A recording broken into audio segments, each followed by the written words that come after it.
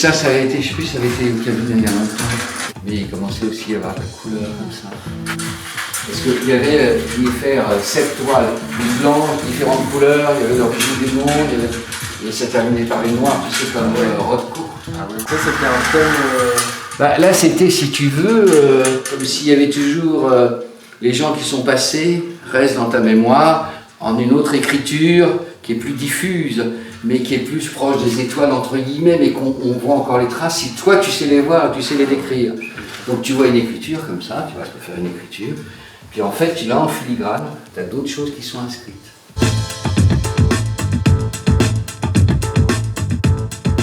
Alors ici, il y a une collection or, c'était 150-200 toiles avec de l'or, qui est la notion du moment juste, du mot juste, du moment juste, qui fait que d'un seul coup, on est juste dans cet instant présent, qui fait qu'effectivement, on ne regrette ni hier ni espérer demain, on est juste dans l'intensité du moment.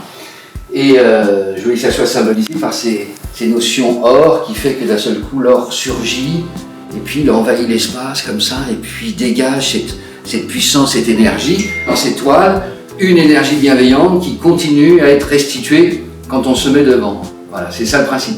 Pendant longtemps, j'ai soigné les gens avec les mains, et j'ai transposé cette disposition d'harmonisation des corps, comme c'était une sculpture osto-articulaire, dans les toiles, pour que, pas dans le ciel, mais dans les toiles, pour que d'un seul coup, elle continue à dégager cette bienveillance, pour que quelque part là, soit quelque chose qui puisse nous aider à vivre. Il nous aide déjà à vivre, mais peut-être sauver un peu une partie de la société, ou envisager à long terme quelque chose qui soit plus en système d'équilibre.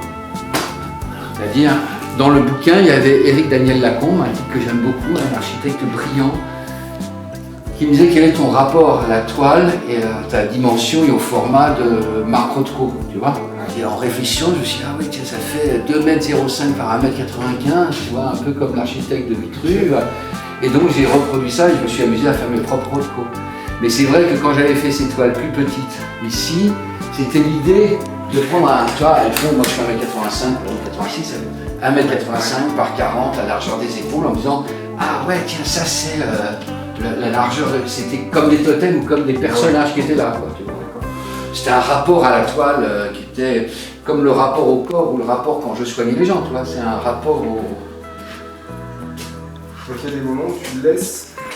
Je laisse toujours, ouais, c'est toujours un moment, un morceau vierge, quoi, ouais, j'aimais bien ça. Alors, quelque chose de densifié, en gros, je vois... Ouais, c'est ça, et ben, c'est l'espace de liberté où on peut écrire ce qu'on veut, parce que je trouve que chaque être humain a la liberté d'inscrire ce qu'il veut malgré son éducation, malgré ses acquis, ce qu'il a reçu, etc. Tu vois. Donc c'est ça qui me paraît intéressant, c'est cette liberté d'expression totalement libre où c'est une page blanche ou une toile blanche à peindre, à écrire, à dépeindre. Voilà. Et je voulais que ça soit comme des bijoux, tu vois. C'est marrant comme des trucs qui attirent. Ouais, c'est vrai. Donc ça, ils sont en cours, il y aura de l'or sur le côté. Des moments où tu crées, des moments, des semaines, des mois où tu crées beaucoup, et après bah, tu vis autre chose dans ton quotidien, etc. Ou alors c'est en permanence quelque chose que tu as besoin. Non, j'ai envie que ça soit tous les jours. Tous les jours, je me fais prendre la tête avec l'histoire de l'administratif, les codes, les machins. Donc je viens dans mon atelier, je peins, ça me permet de... J'écoute France Culture en général et tu fais toujours un truc. J'essaie de faire un truc, tout à fait, où j'écris un truc, machin, mais je fais toujours un truc. Ouais. Ça me permet un peu de me laver la tête. C'est un rituel. Exactement, exactement. Et en fait, tu vois, par rapport au cabinet, c'est marrant, parce qu'au cabinet, je sais pas quoi, tu vois, je voyais, 15 personnes, toutes les demi-heures. Et c'était, tu vois, il faut appeler. Et là, d'un seul coup...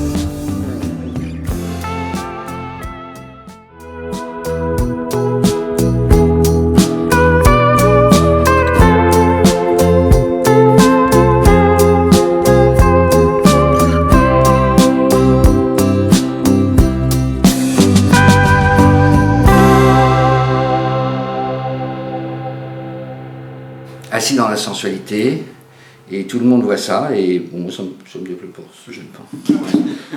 Il y a deux possibilités. C'est soit tu as l'intention créatrice dès le début, tu pars d'une idée, comment tu veux. Oui, c'est-à-dire qu'effectivement, ça c'était une toile. Avant, j'avais fait des toiles qui étaient essentiellement blanches, et je voulais faire réintroduire la couleur dedans. Donc je voulais que ça soit du lapis lazuli pour les propriétés que ça pouvait dégager. Et puis travailler sur l'assemblage de matières, avec des matières avec des brillances différentes, là, des matières plus sensuelles, une limite entre les deux. Et quelque chose qui se découvre, et que la couleur, le lapis lazuli se découvre avec l'énergie qu'elle peut dégager. Indépendamment du fait que moi je mets une énergie bienveillante dans ces toiles, parce que le principe est simple, c'est que l'étoile elle dégage l'énergie qu'on a pu mettre dedans, pour qu'on se sente bien. Et comme ça, voilà. Parce que Pascal écrit aussi. T'écris aussi? C'est des pièces de théâtre pour la radio, oui, ou un roman policier. Ah, c'est cool ça. Décalcomania, ça. Ouais, c'est pour ça qu'en fait, t'as pas mal de... Il y avait des jeux de mots en bas. T'as une relation particulière avec les mots, non? Oui, tout à fait. Bah, l'émotion, quoi. Artiste anthropocène, c'est-à-dire être en équilibre avec les différents systèmes à la fois qui nous habitent et ceux qu'on habite. Et on est juste ce point de fusion, ce point d'articulation, ce point pivot entre deux mondes. Un immensément grand, un immensément petit, on est ce maillon-là. Et on a cette place privilégiée pour justement y apporter toute cette harmonie entre les deux. C'est ce que j'ai expliqué dans Pascal Pilat, artiste anthropocène de Radovan Popović. C'est ton grand-père? Ouais. Wow.